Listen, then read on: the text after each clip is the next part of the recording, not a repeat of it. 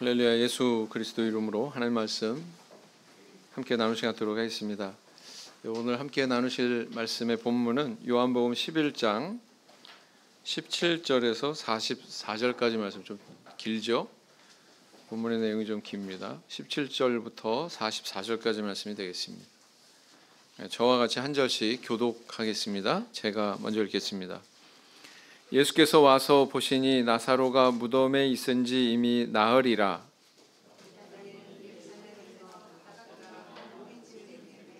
많은 유대인이 마르다와 마리아에게 그 오라비의 일로 위문하러 왔더니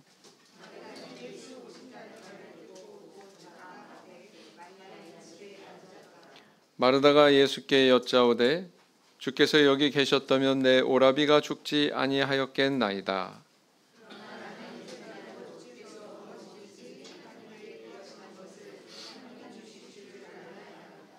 예수께서 가라사대 내 오라비가 다시 살리라.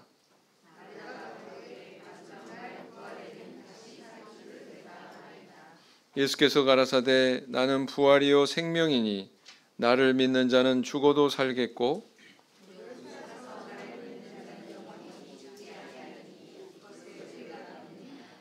가로되 주여 그러하외다. 주는 그리스도시요 세상에 오시는 하나님의 아들이신 줄 내가 믿나이다.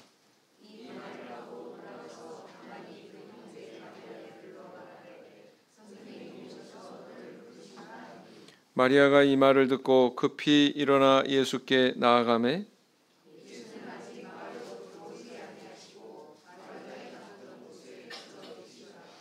마리아와 함께 집에 있어 위로하던 유대인들은 그의 급히 일어나 나가는 것을 보고 곡하러 무덤에 가는 줄로 생각하고 따라가더니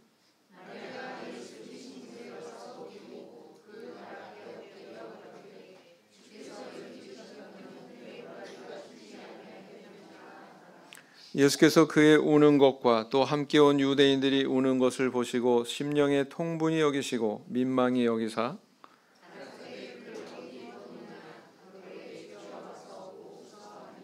예수께서 눈물을 흘리시더라.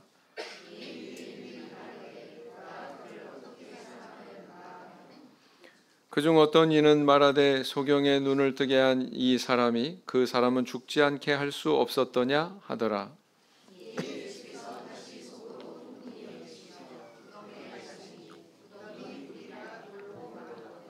예수께서 가라사대 돌을 옮겨 놓으라 하시니 그 죽은 자의 누이 마르다가 가로되 주여 죽은 지가 나흘이 되었음에 벌써 냄새가 나나이다.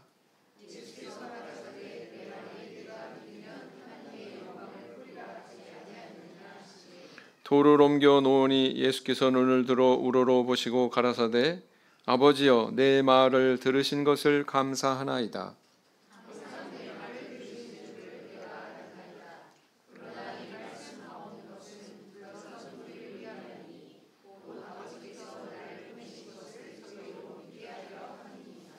이 말씀을 하시고 큰 소리로 나사로야 나오라 부르시니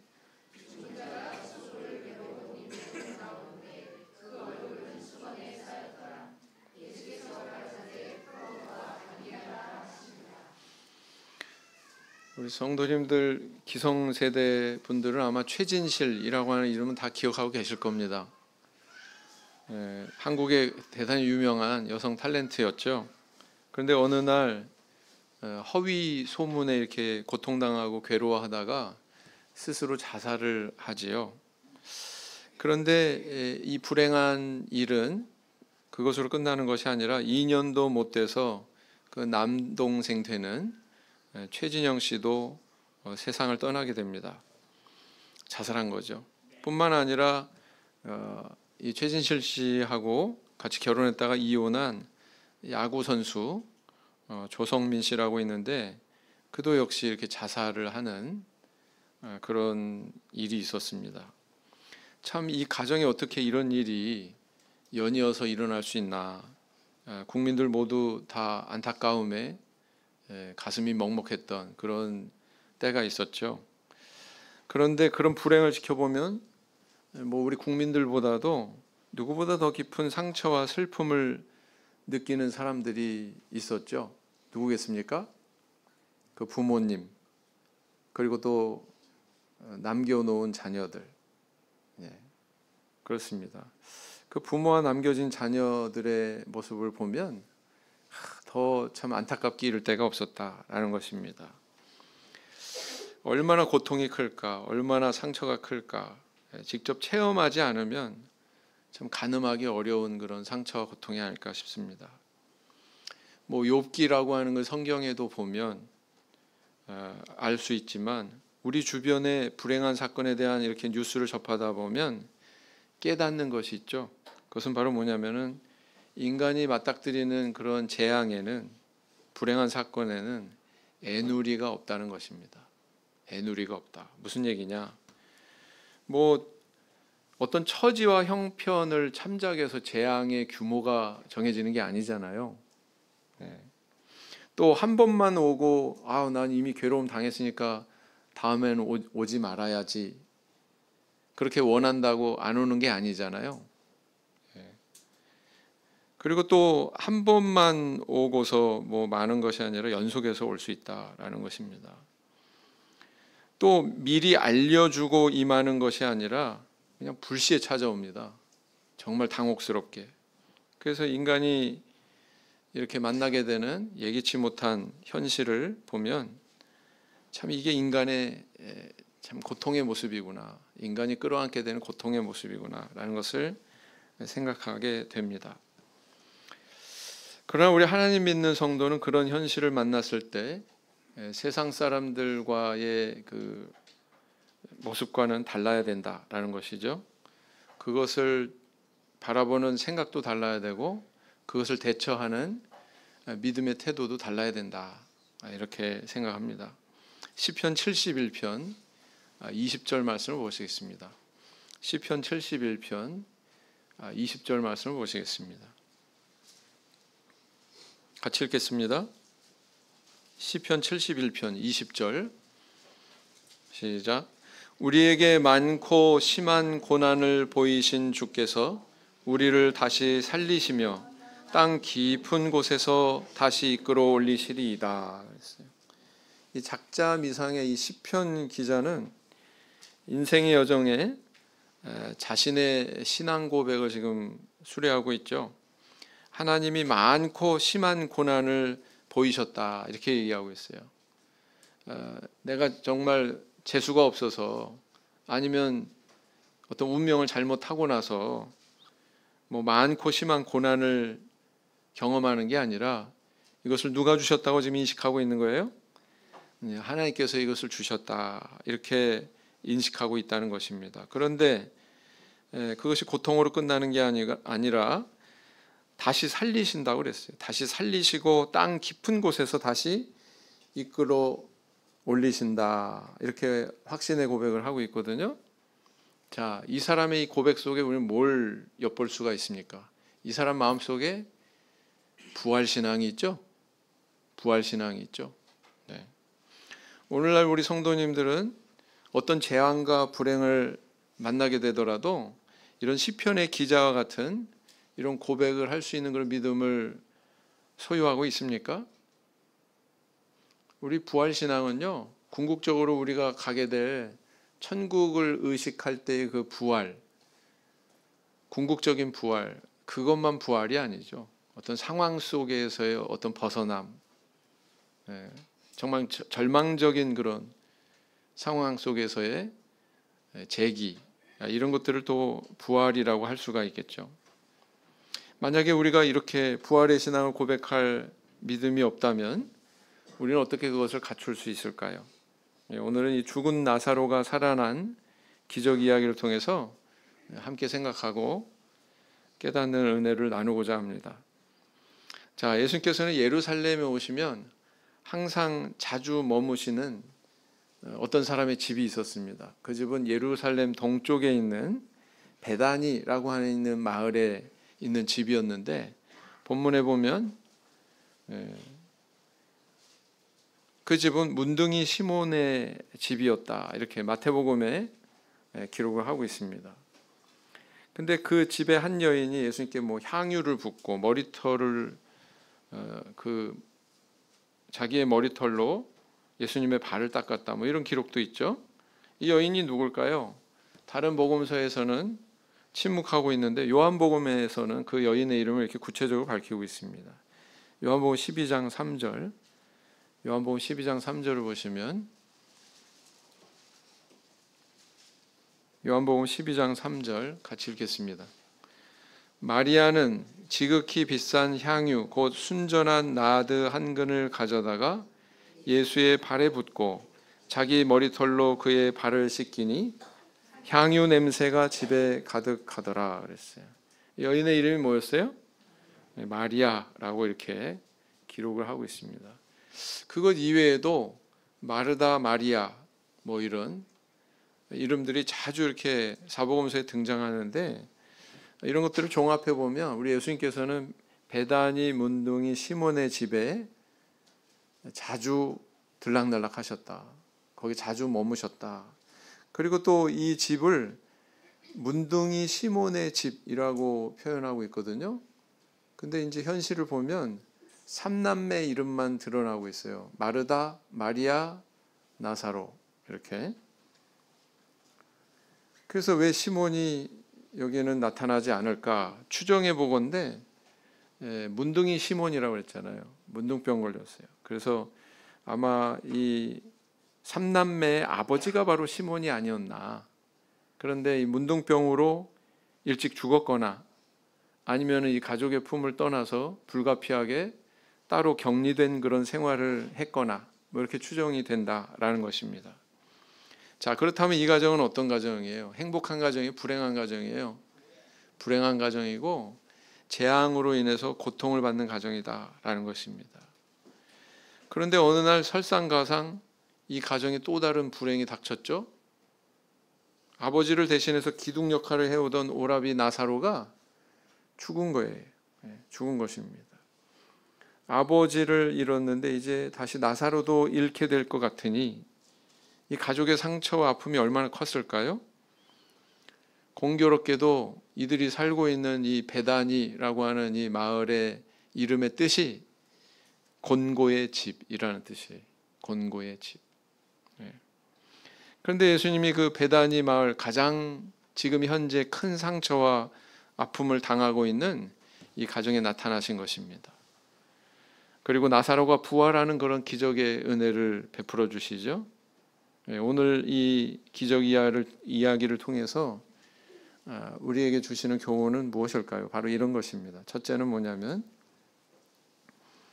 하나님 원망하는 마음 버리고 하나님의 뜻을 발견해라 라는 것입니다. 내가 어떤 재앙을 만났을 때 하나님 원망하는 마음을 버리고 그 안에 감추어진 우리 하나님의 뜻을 발견해라 라는 것입니다. 다시 본문으로 돌아가서 21절을 보시면 마르다가 예수께 여짜오되 주께서 여기 계셨다면 내 오라비가 죽지 아니하였겠나이다 그랬어요. 어떤 뉘앙스가 느껴지세요? 원망의 마음이 있어요, 없어요? 네. 마르다는 나사로가 살아날 것이다, 부활할 것이다, 비록 죽었지만 다시 살 거야, 뭐 이런 믿음은 없었어요. 그런데 주님이 만약에 여기 계셨다면 이 나사로를, 오라비를 치유하고 살려주셨을 거야, 이런 믿음은 있어요, 없어요? 네, 이런 믿음은 있어요. 다시 말하면 예수님이 죽은 사람은 어찌할 수 없더라도 병든 사람은 고칠 수 있다 정도의 믿음은 있었어요, 없었어요? 네, 마르다의 마음속에 그런 정도의 믿음은 있었어요. 그런데 그 믿음이 오히려 그녀에게 원망의 마음이 들게 하는 빌미가 됩니다. 그래서 주님을 원망했어요. 주님만 여기 계셨으면 고칠 수 있었을 텐데, 죽기 전에 오셨으면 살아날 수 있었을 텐데, 이런 원망의 마음이 있었다는 거죠. 자, 그러면 그녀의 동생 마리아의 태도는 어떠했습니까? 32절을 보시겠습니다. 32절. 마리아가 예수 계신 곳에 와서 보이고 그 발 앞에 엎드려 가로되 주께서 여기 계셨다면 내 오라비가 죽지 아니하였겠나이다 하더라. 어때요? 마리아도 자매 아니랄까 봐 똑같은 말하고 있죠. 네, 똑같은 말하고 있습니다. 주께서 여기 계셨다면 내 오라비가 죽지 아니하였을 텐데, 뭐 이런 생각을 가지고 있었다는 거예요. 이처럼 두 자매는 똑같이 원망의 마음이 있었습니다. 예수님이 왜 우리와 함께 안 하셨지? 그런데 예수님은 어땠어요? 실상은 어떠했습니까? 예수님이 이 가정에 관심이 없었어요? 관심이 있었기 때문에 오셨죠. 특별히 이곳에 오신 목적은 바로 이 가정 때문이었습니다. 알고 보면 또 오히려 깊은 관심을 가지고 계셨어요. 예수님이 나사로가 병든 것을 사실은 이미 알고 계셨습니다. 또 아시면서도 일부러 죽기까지 지체하셨어요. 죽기까지 지체하셨다고요. 11장 6절을 보십시오. 요한복음 11장 6절을 보시면 어떻게 기록하고 계세요? 요한복음 11장 6절 어떻게 기록되어 있습니까? 시작. 나사로가 병들었다함을 들으시고 그 계시던 곳에 이틀을 더 유하시고 그랬어요. 어떻게 하셨다고요? 병들었다는 소식을 듣고는 이틀을 더 유하셨대요. 이렇게 기록하고 있습니다. 그 다음에 언제 움직이기 시작하셨어요? 11절을 보십시오. 11절 시작. 이 말씀을 하신 후에 또 가라사대 우리 친구 나사로가 잠들었도다. 그러나 내가 깨우러 가노라 그랬어요. 제자들은 이 말을 못 알아들었어요. 그냥 쿨쿨 잠자는 걸로 이야기하는 줄 알았어요. 근데 사실은 뭐예요? 나사로가 죽은 것을 예수님은 나사로가 잠들었도다 이렇게 표현하고 계시죠? 그렇습니다.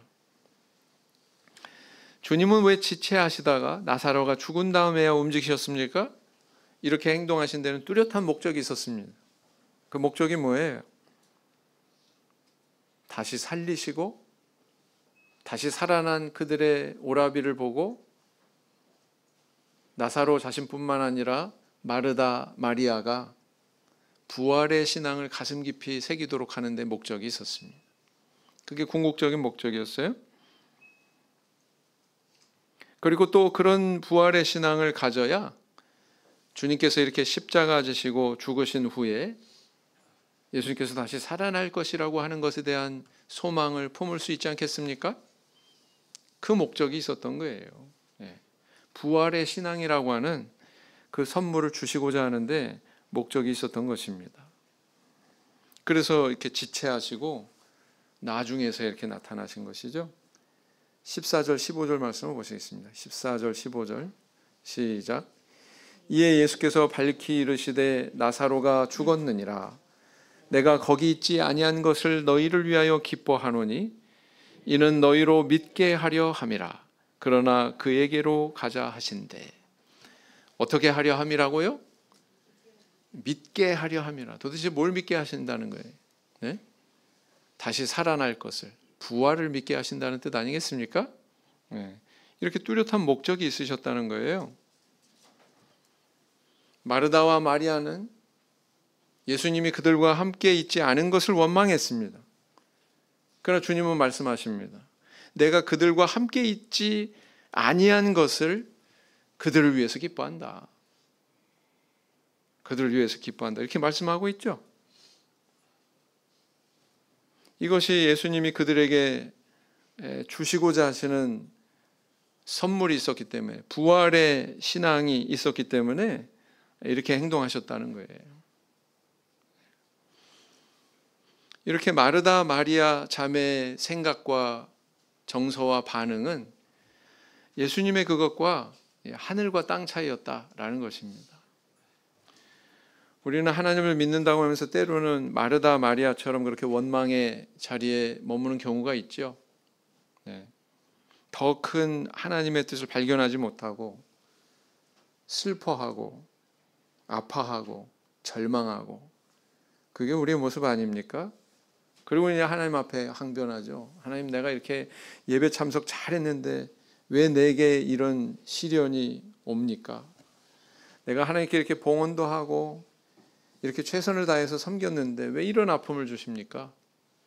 내가 다른 성도들에게 이렇게 사랑을 베풀고 이렇게 봉사했는데 왜 이런 시련을 주십니까? 이렇게 반문하죠. 그럴 때 우리는 이 마르다 마리아 가정을 볼 필요가 있습니다. 누가복음 10장 40절 말씀을 보시겠습니다. 누가복음 10장 40절 말씀 보시면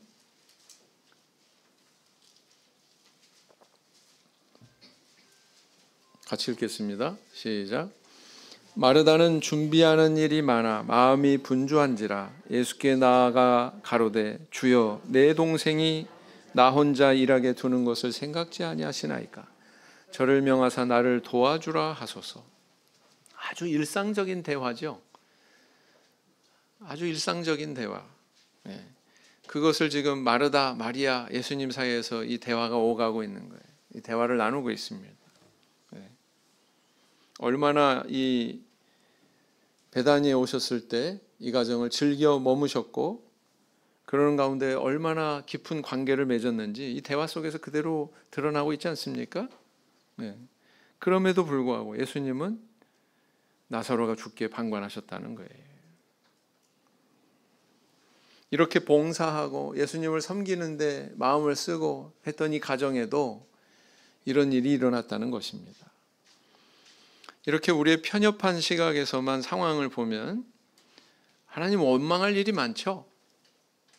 그런데 주님의 이런 깊으신 뜻을 우리가 헤아리고 발견하고 그 뜻 안에서 이 상황을 본다면 전에는 내가 알지 못하고 깨닫지 못하던 그런 세계에 우리는 눈을 열게 된다라는 것입니다. 그리고 감사하게 되고요. 위로받게 되고요. 그럴 수 있다는 것입니다. 아버지는 교통사고로 돌아가셨는데 어머니는 또 암에 걸리고 자녀는 또 실직하고 이런 재앙이 있을 수 있어요? 없어요? 있어요. 그런데 그것이 주님을 다시 찾게 되는 생명을 다시 회복하게 되는 중요한 계기가 된다면 그게 저주입니까? 저주라고 할 수 있어요? 아닙니다. 부디 주님께서 우리에게 요구하셨던 또 마르다 마리아에게 기대하셨던 그런 믿음의 자리에 서는 저와 우리 성도님들 되길 원합니다. 두 번째는 뭐냐면은 지푸라기 같은 그런 나약한 믿음도 주님께서 받아주신다는 것을 알아라 라는 것입니다. 지푸라기 같은 그런 연약한 믿음도 우리 주님께서는 은혜를 베풀어 주세요. 요한복음 11장 22절을 보시겠습니다. 본문 말씀으로 돌아가셔서 22절을 보시면 그러나 나는 이제라도 주께서 무엇이든지 하나님께 구하시는 것을 하나님이 주실 줄을 아나이다 그랬어요. 마르다는 죽어서 나흘이 되었고 썩어서 냄새가 나는 나사로가 설마 다시 살 것이라고 하는 그런 신앙은 있었어요? 없었어요? 그 신앙은 없었습니다. 그러나 예수님이 베다니에 이렇게 도착하셨을 때 이렇게 말했어요. 주께서 무엇이든지 하나님께 구하시는 것을 하나님이 주실 줄을 아나이다. 여러분 좀 이상하지 않아요? 죽으면 끝났지. 뭐 나사로에게 맛있는 음식을 가져다 줄 수 있게 아니면은 멋진 옷을 입혀줄 수 있게 뭐라도 좀 해주세요. 그런 의미일까요? 죽으면 끝이잖아요. 그죠? 네. 뭘 기대한다는 뜻일까요? 그녀는 뚜렷한 확신과 믿음은 아니지만 무엇이든지 지푸라기라도 그렇게 잡는 그 마음을 품고서 이렇게 얘기했던 것입니다. 그러면 마리아는 어떠했습니까? 11장 29절에 보시면 마리아가 이 말을 듣고 급히 일어나 예수께 나아가매 그랬어요. 일어나서 예수께 나아갔대요. 벌떡 일어나가지고 평상시 걸음걸이 속도보다도 더 빠르게 막 움직였겠죠? 마리아는 왜 이 마르다의 말을 듣고는 이렇게 황급하게 예수님께 나아갔습니까? 그녀에게도 이 언니 마르다처럼 주님이 무언가 해주실 수 있는 그런 일말의 기대가 있었기 때문에 이렇게 움직인 거 아닐까요? 예. 그런 기대감에 예수님 앞에 이렇게 나아갔던 것이다 라는 것입니다. 이렇게 마르다 마리아처럼 우리는 비록 온전한 믿음은 없더라도 정말 지푸라기라도 잡으려는 그런 믿음을 품는 경우가 있어요. 그런데 중요한 것은 뭐냐면 하나님은 그런 정도의 믿음조차도 받아주시고 은혜를 주신다는 것입니다. 여러분들 다른 복음서 내용 가운데 간질병 걸린 아들을 고쳐달라고 나오는 아버지 이야기 아시지 않습니까? 예수님이 사실은 그들 무리에 없었어요. 제자들과 함께 하지 않으셨습니다. 외출하셨다가 돌아오니까 지금 그 아버지가 이 아들을 데리고 왔어요. 제자들은 고치지 못하고 허둥대고 있었습니다. 그랬더니 이 사람이 예수님 향해서 뭐라고 그랬어요? 무엇이든지 하실 수 있거든 제 아들의 병을 좀 고쳐주세요. 그랬더니 예수님께서 뭐라고 책망하셨습니까? 할 수 있거든이 무슨 말이냐? 믿는 자에게는 능치 못함이 없느니라. 이 사람이 믿음이 있다는 거예요? 없다는 거예요? 없으니까 이렇게 호통치셨죠? 그랬더니 이 사람 하는 말이 내가 믿나이다. 나의 믿음 없는 것을 도와주소서. 아주 모순된 이야기를 하죠. 그런데 그런 고백조차도 우리 예수님께서는 거절하지 않으셨다는 겁니다. 고쳐주셨잖아요. 그 간질병 걸린 아들을. 이처럼 주님의 긍휼과 은혜는 이 지푸라기 같은 그런 신앙에도 임한다는 것입니다. 이렇게 너그러우시고 이렇게 긍휼과 은혜가 풍성하시니 너희들도 그런 주님의 앞에 주저하지 말고 이렇게 나와라 라는 뜻 아니겠습니까? 부디 그런 주님을 신뢰하고 소망을 버리지 않는 저 우리 성도님들 되길 원합니다. 시편 104편 34절을 보시겠습니다. 시편 104편 34절 같이 읽겠습니다. 시작. 나의 묵상을 가상히 여기시기를 바라나니 나는 여호와로 인하여 즐거워하리로다. 그 다음 세 번째는 또 뭘 교훈하고 있어요? 불신으로 막은 돌문 순종의 마음으로 옮겨놔라 라는 것입니다. 불신의 마음으로 막은 돌문 순종의 마음으로 옮겨놔라 라는 것입니다. 요한복음 11장 39절 다시 돌아가셔서 보시면 예수께서 가라사대 돌을 옮겨 놓으라 하시니 그 죽은 자의 누이 마르다가 가로되 주여 죽은 지가 나흘이 되었음에 벌써 냄새가 나나이다. 나사로가 죽으니까 그들은 이렇게 배로 동여가지고 무덤에 안치하고 돌문으로 막아버렸어요. 문을 막았다는 것은 이제 저 세상 사람이라는 뜻이죠. 완전히 단절된 거예요. 이 세상과는 완전히 끊어진 것입니다.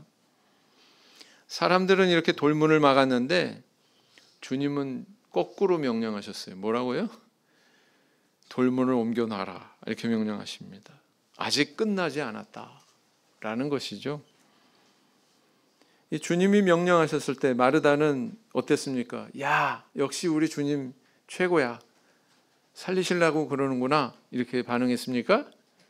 뭐라고 그래요? 썩어서 냄새 난다고 체념의 말을 하지 않습니까? 믿음이 있어요, 없어요? 믿음이 없어요. 우리는 사도행전 9장에서 아주 유사한 사건을 발견하게 되죠. 요빠에 도르가 또는 다비다라고 하는 여인이 있었습니다. 과부인데 자기도 굉장히 불우한 처지면서 다른 과부들을 돕는 그런 좋은 일을 했던 여인이죠. 그런데 이 여인이 죽었어요. 그랬더니 그녀에게 평소 은혜를 입었던 다른 과부들이 이 여인을 그냥 놔두지 않습니다. 그냥 무덤에 장례 지내고 돌문으로 막는 것이 아니었습니다. 그들이 어떻게 행동했어요? 시신을 씻어서 다락에 눕혔다 그랬습니다. 시신을 씻어서 다락에 눕혔다. 왜 눕혔을까요? 문상 받으려고? 유대인들은요 사람이 죽으면 즉각적으로 장례를 치러버립니다. 시신을 즉각적으로 수습해요. 우리같이 뭐 3일 동안 이렇게 문상받고 뭐 이러면서 장례식장에서 이런 절차를 거치는 게 아닙니다. 그걸 알 수 있는 게 어디에 있냐면은 사도행전 5장에 보면 아나니아와 삽비라 이야기가 나오죠. 그들이 즉사했습니다. 근데 사람들이 와서 그 시체를 메고 나갔다고 그랬지 않습니까? 즉시 처리합니다. 왜냐하면 이게 빨리 썩기 때문에. 그 지방에서는 빨리 썩거든요. 근데 이 여인들이 한 행동을 보세요. 요바에 있는 과부들이 한 행동. 시신을 씻어서 다락에 눕혔습니다. 아주 이례적으로 행동한 거예요. 유대인들이 보통 하는 행동하고는 달리. 왜 이렇게 행동했습니까? 사도행전 9장을 찾으시겠습니다. 9장 37절. 사도행전 9장 37절.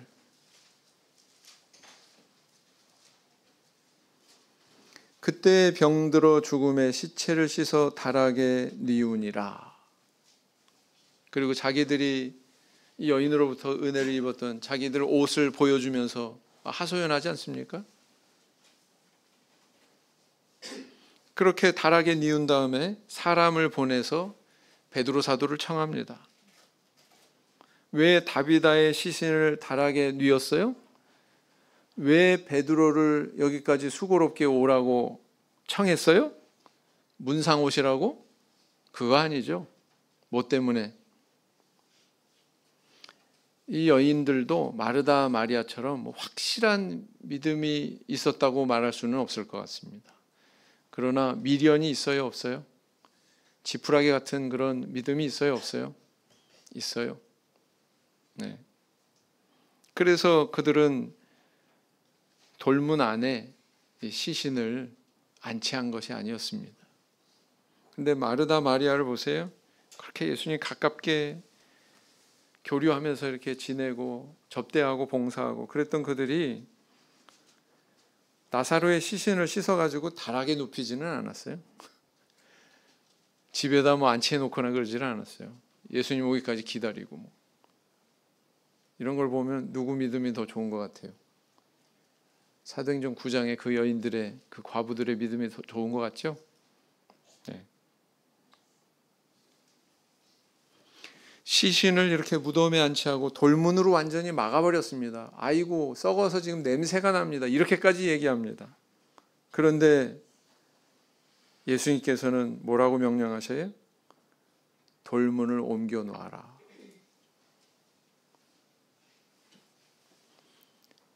그들의 마음은, 그들의 생각은, 그들이 지금 인식하고 있는 것은 이제 희망이 없다, 끝났다, 절망이다.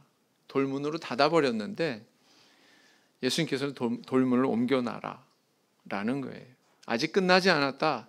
다시 희망을 품어봐. 다시 한번 재기해봐. 다시 한번 시작해봐. 이렇게 말씀하시는 거죠. 그 명령에 입각해서 내 느낌, 내 생각, 내가 본 거하고는 다르게 옮겨놨더니 어떤 일이 일어났어요? 예수님께서 말씀하십니다. 나사로야 나오너라. 천만다행이죠. 능력이 많으신 우리 예수님이 시체야 나오너라 이렇게 말씀하셨다면 옆에 있는 무덤에 있는 시체 없는 시체 다 일어났을 텐데, 그죠? 나사로가 살아났습니다. 비록 자기가 느끼고 보고 지금 인식하고 있는 상황은 전혀 아니지만 말씀에 순종했잖아요. 돌 옮겨놔라. 그 말씀에 순종하지 않았습니까? 순종하니까 하나님께서 뭘 주셨어요? 기적을 주시더라 라는 것입니다. 이 사실이 너무나도 놀랍지 않습니까? 이렇게 우리가 부족하더라도, 이렇게 모자라도 우리 하나님은 은혜 주셔요, 안 주셔요? 은혜 주신다는 것입니다. 네. 중요한 것은 뭐냐?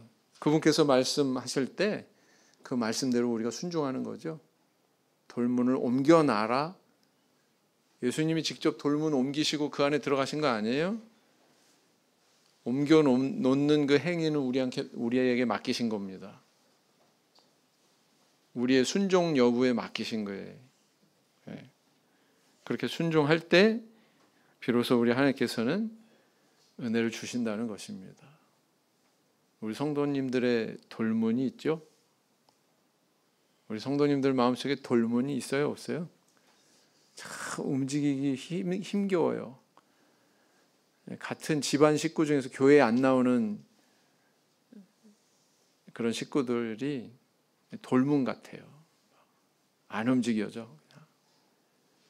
말해도 안 듣지. 뭐 꾀를 써도 잘 통하지도 않지. 그죠? 돌문 같은 그런 존재가 있습니다. 돌문 같은 상황도 있습니다. 근데 내가 지금 파악하고 내가 인식하고 하는 것이 희망이 없어 보여도 그래도 주님께서 이렇게 말씀하시면 그대로 순종해야 된다는 거예요. 왜요? 모르니까. 그죠? 제가 요즘에 바람 많이 맞았다고 이렇게 표현을 했는데 뭐 누구 전도하러 가려고 했는데 거절당하고, 그죠? 뭐 만나기로 했는데 또 뭐 거절당하고, 그죠? 또 신방 가겠다고 그러는데 또 거절당하고. 절대로 실망 안 합니다. 내가 눈에 보여지는 상황 때문에 움직이는 게 아니라 하나님께서 명령하셨기 때문에 내가 움직이는 거기 때문에 나는 꿈쩍도 안 한다니까요. 제 마음은요. 실망도 안 하고요. 그냥 그런가 보다. 하나님의 뜻이 있으면 언젠가 열리겠지. 언젠가 굴러가겠지. 그러면서 하는 거거든요. 우리 성도님들도 그러셔야 되지 않을까요? 네. 오늘날 우리는 어떤 공고의 상황을 만나고 있습니까? 공고의 상황을 만났을 때, 재앙의 상황을 만났을 때 원망하기보다 내게 그것을 주신 우리 하나님께서 도대체 무슨 뜻이 있어서 그것을 나한테 허락하셨는지 그거 먼저 주목하고 깨닫는 우리가 되어야 되지 않겠습니까? 비록 내가 모자라서 마르다 마리아와 같은 그런 상태에 있을지라도 그런 믿음 가지고 우리 주님께 나아가면 우리 주님 외면하지 않으신다는 거예요. 그런 정도의 믿음에도 응답하시고 긍휼을 베푸시고 은혜를 주신다라는 이 사실입니다. 그 은혜를 받기 위해서 부디 내 마음속에 있는 돌문, 주님의 명령에 순종해서 옮기기를 노력하시는 저와 우리 성도님들 다 되시기를 예수님 이름으로 기원드립니다. 묵상기도 하시겠습니다.